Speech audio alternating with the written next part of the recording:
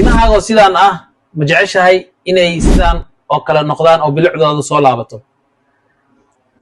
magacaygu waa Dr. Munir, dhakhtarka ku takhasusay maqaarka timaha iyo cidiyaha. timahaaga sidaan ah ma jeceshahay inay sidaan oo kala noqdaan oo bilicdooda soo laabato.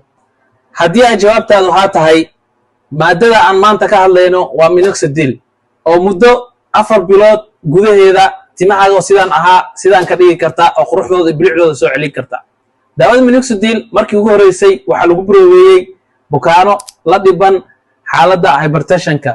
daawada markii la siinayay waxaa la ogaaday in timaha jirkooda ay aad u soo baxaysay, kadibna waxaa cilmi baarayaasha ay isku raaceen daawada minoxidil inay tahay daawada ugu wanaagsan ee lagu xalin karo timo daadashada, salaxyaha iyo bidaarta.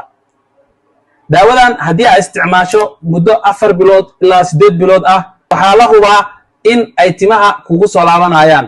weliba haddii aad la isticmaasho kiniiniga biotinka oo fitamiinka ka maqan jirka weliba timaha soo saara, iyo sidoo kale maadada tretinointa in timaha ay dib u soo laabanayaan.